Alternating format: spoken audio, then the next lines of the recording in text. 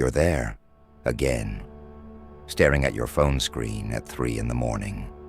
The blue glow illuminates your face in the darkness. Your thoughts swirl like leaves in a tornado. Notifications stopped hours ago, but your mind keeps issuing emergency alerts. Do you remember? That moment when you decided that controlling everything was the only way to survive. That precise instant when you turned worry into your personal religion. Perhaps it was after that first great disappointment, or after that loss that left you vulnerable.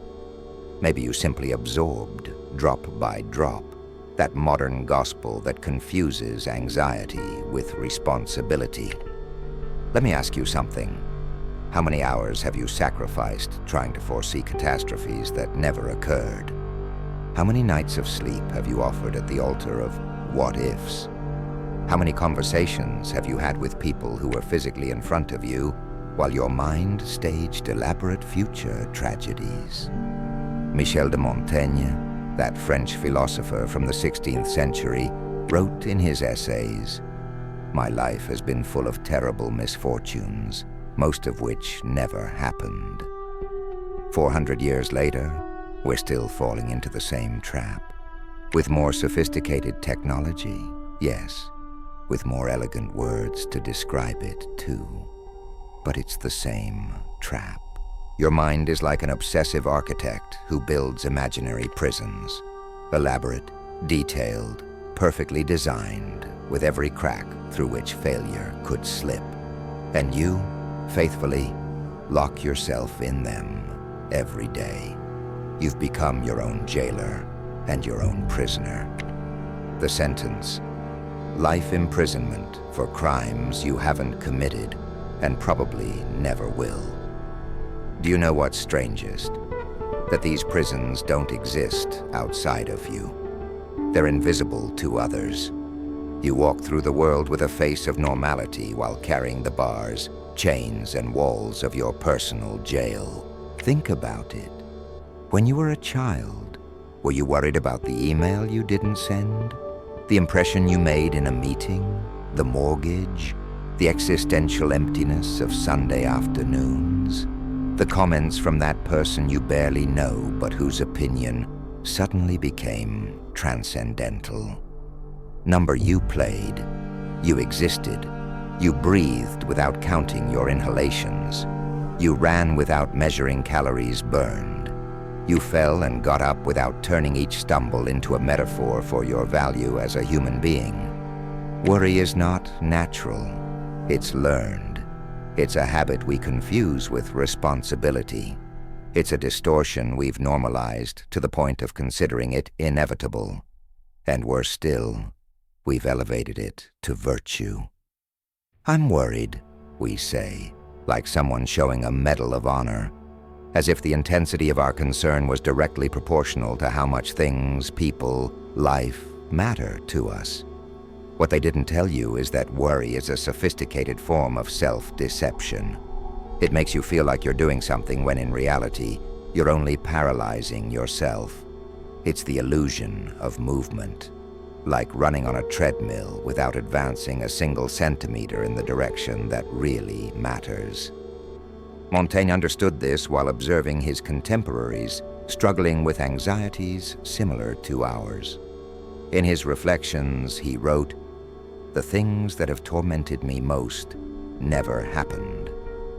And he went further. He suggested that the ability to act sensibly decreases in direct proportion to the degree of concern we feel. In other words, the more you worry, the worse you decide. There is a revealing moment that you might recognize. That instant when, exhausted from so much struggle, you simply let go. You abandon, you surrender, not as an act of cowardice, but as an act of honest surrender to what you cannot control. And then, paradoxically, everything begins to flow. Like that time you stopped obsessively chasing someone, and suddenly they appeared in your life. Or when you abandoned an impossible project, and a better opportunity emerged. or when you accepted a loss and found a new space within yourself, or when you stopped forcing a solution and the answer came while you were doing something else. It's not magic. It's life operating at its natural frequency without the interference of your fear. It's like tuning a radio. When you stop frantically moving the dial, you can finally hear the music clearly. Montaigne also wrote about how the most significant events in his life occurred when he stopped forcing circumstances. He called it abandoning oneself to nature. We have forgotten that art. We have replaced it with strategies, with 5-year plans, with applications that promise to optimize every aspect of our existence. In his essays, this Renaissance philosopher observed that wisdom consists not so much in seeing what is before your eyes, but in foreseeing what will come. And here is the key we often ignore. Foresight is not the same as worry. Foresight is serene, strategic, fluid. Worry is chaotic, rigid, toxic. Look at your hands for a moment. These hands that try to grab everything, control everything. What if instead of squeezing, you learned to hold? There is a whole wisdom in the difference between these two actions, between strangling and caressing, between possessing and accompanying. The difference between worry and attention is the same as exists between strangling and caressing. One destroys what it touches. The other honors it, cares for it, lets it be. What would happen if, for a moment, you stopped confusing your thoughts with reality? Because that's what worry is, the confusion between what could happen and what is happening, between the map and the territory, between anticipation and experience. Let's look at an example. You're waiting for the results of something important, an exam, a medical test, a job interview. Your mind begins to elaborate scenarios, mainly catastrophic. You see yourself rejected, sick, failed. You feel the pain of those possibilities as if they had already occurred. Your body reacts. Your heart speeds up. Your stomach contracts. Your breathing becomes shallow. But at this precise moment, none of that has happened. The only real thing is that you're waiting. The only thing that exists with certainty is this instant, with its intact uncertainty. And by worrying, you're not preparing for the worst. You're living the worst in advance, with no guarantee that it will happen. As Montaigne wrote, "My life has been a series of misfortunes, some of which actually happened." With his characteristic irony, he invites us to distinguish between the imagined and the real, between the possible and the present. Do you remember the last time you were completely present? Perhaps it was during an extraordinary meal, or contemplating a sunset, or in the eyes of someone you love, or in the midst of an activity that you're so passionate about that you lost track of time. At that moment, were you worried about the future? You were too busy existing. That's the key. Worry always takes you out of the only place where life really happens here. Now at this exact point, where space and time intersect, where your concrete human experience occurs, think of it this way. Every time you worry, you sign a contract with a future that doesn't exist. And the worst part is that you pay in advance with your present. It's like buying a ticket for a train that might never arrive and missing the landscape that surrounds you in the meantime. Montaigne intuited this in his time. Most of our sufferings are speculations and opinions rather than realities. 4 centuries later, neuroscience proves him right. The human brain doesn't effectively distinguish between a real threat and an imagined one.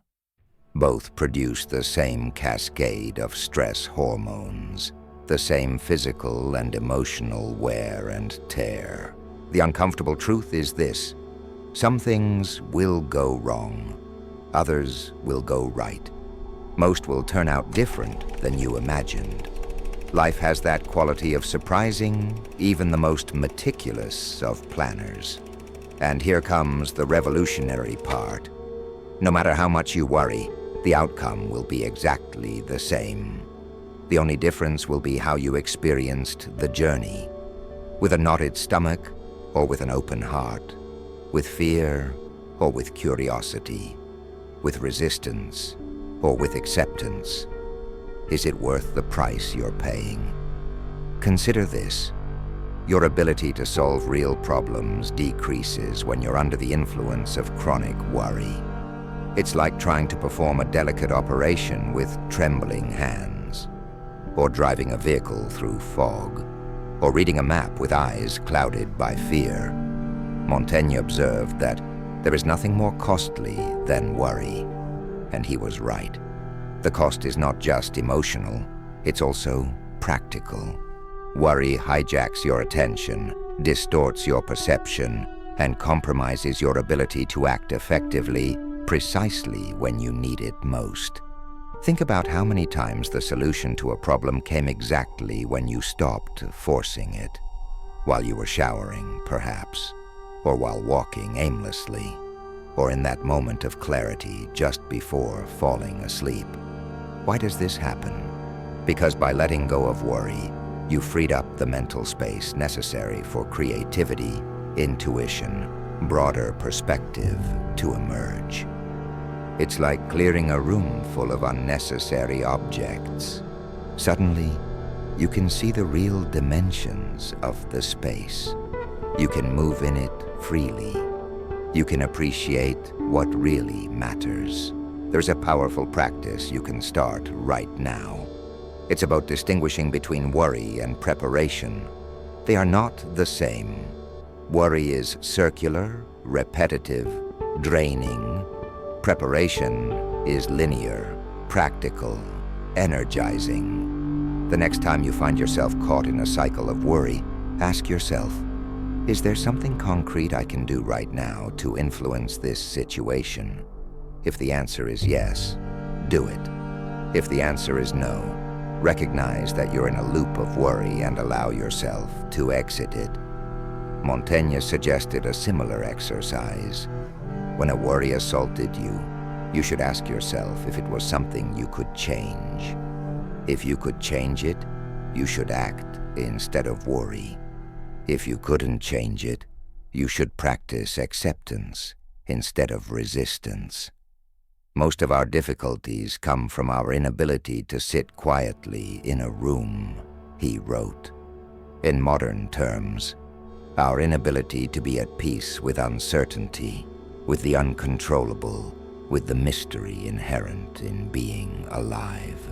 When you stop worrying, you're not abandoning your responsibilities. You're abandoning the illusion of control.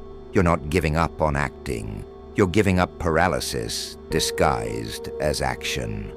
And then, something extraordinary happens. You begin to see opportunities where before you only saw threats. You begin to perceive possibilities that worry kept hidden. You begin to trust, not that everything will turn out as you wish, but that you will be able to handle whatever comes, whatever it may be. It's as if the universe had been waiting all this time for you to lower your guard, to show you what it had in store for you. Synchronicities appear. Pieces begin to fit. The right people cross your path just when you need them. Montaigne discovered this in his stone tower, away from the noise of the world. You can discover it in the midst of the chaos of your daily life. In traffic, in the supermarket line, in the doctor's waiting room, anywhere you decide to change worry for presence. There is an almost scandalous freedom in accepting that you cannot control the river, only navigate in it. In understanding that life is not a problem to solve, but a reality to experience. A dance to which you have been invited, not an equation to solve. What if you tried, just for today, to let go of one worry? Not all of them, just one, the smallest one. Like someone opening a window in a room that has been closed for years. Like someone releasing a balloon and watching it rise until it disappears into the sky. Observe what happens, not with expectations, not with the urgency to see immediate results, just with curiosity. With the same curiosity with which you would observe a flower opening or a storm dissipating. Worry has promised you security in exchange for your peace. It has sworn to protect you from pain in exchange for your joy.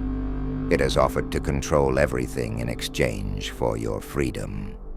It was a deal that seemed reasonable, but has turned out to be a fraud. Fear whispers to you, don't trust. Prepare for the worst. Anticipate every disaster. Then you'll be safe. But when you closely observe your experience, you discover a different truth.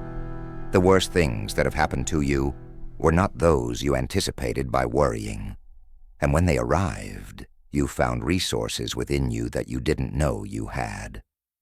Montaigne wrote, "Most of the things I feared never reached me, and I have often been surprised by the ease with which I have overcome those that terrified me from afar." In other words, you are stronger than your fear allows you to recognize. Remember that situation you thought would destroy you? That loss, that failure, that rejection, that drastic and unwanted change. You thought you wouldn't get over it, and yet, here you are. You didn't just survive, you transformed, you grew, you adapted, you found new meanings, new strengths, new versions of yourself.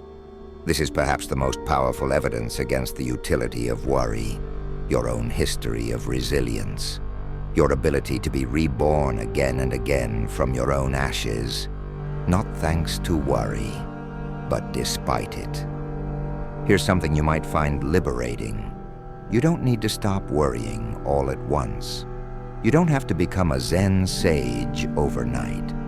You can simply start by observing your worry without completely identifying with it. It's as if you took a step back and saw worrying thoughts as clouds passing through the sky of your mind. You don't deny they're there. You don't fight against them. You simply don't confuse them with the sky itself. My thoughts are worrisome, but I am not my thoughts. This simple distinction can be the beginning of a profound transformation. Montaigne practiced something similar. In his essays, he describes how he learned to observe his fears with a certain distance, with philosophical curiosity, not to suppress them, but to understand them, not to control them, but to relate to them in a new way, less automatic, more conscious. This is the secret no one tells you. Worry never protected you from anything. It only convinced you that you were doing something useful while life passed before your eyes. It gave you the illusion of control in a world where the only certainty is change. Real protection is in your ability to adapt, in your resilience, in your presence, in your availability to flow with what life brings, rather than rigidly resisting what you fear. And these qualities only flourish when you stop holding so tightly to the helm, when you allow life to guide you too, when you understand that you can't be the captain of the ship every day. Sometimes you need to be the passenger, the observer, the learner. It's a dance between doing and allowing, between acting and receiving, between creating and discovering, between planning and trusting. What if life, as Montaigne suggested, were not a problem to solve, but a mystery to live? What if the security you seek were not in controlling external circumstances, but in fully inhabiting your internal experience. There's an old Zen proverb that says, "Before enlightenment, chop wood and carry water. After enlightenment, chop wood and carry water." The same could apply to worry. When you stop worrying, you keep doing what you need to do. The difference is that you do it from freedom, not from fear. Montaigne expressed it beautifully. The greatest wisdom consists in knowing when to stop fighting against the nature of things. And perhaps that is the true revolution, not the absence of problems, but the absence of unnecessary resistance to what we cannot change. When you stop fighting against uncertainty, you discover that you can dance with it. When you stop resisting change, you become the change itself. When you stop fearing the unknown, you open yourself to possibilities you hadn't even imagined. So here you are, at this crossroads, with a decision in front of you. You can continue carrying that invisible backpack full of worries, or you can put it down just for a moment and feel how your shoulders relax for the first time in years. When you stop worrying, you're not giving up your power. You're accessing a different power, one that's not based on control, but on trust. Not on anxious anticipation, but on creative response to what's really happening. And then, as if by magic that isn't magic at all, everything begins to fall into place. Not because life suddenly bends to your will, but because you're finally participating in life as it is, not as you think it should be, or fear it might be. It's as if the scattered fragments of a kaleidoscope suddenly formed a beautiful and coherent pattern. Not because you've obsessively manipulated them, but because you've let them find their own natural order. I invite you, when this video ends, to take a moment to ask yourself, what part of my life could transform if I stopped strangling it with my worries? Don't look for immediate answers. Don't turn this question into another source of anxiety.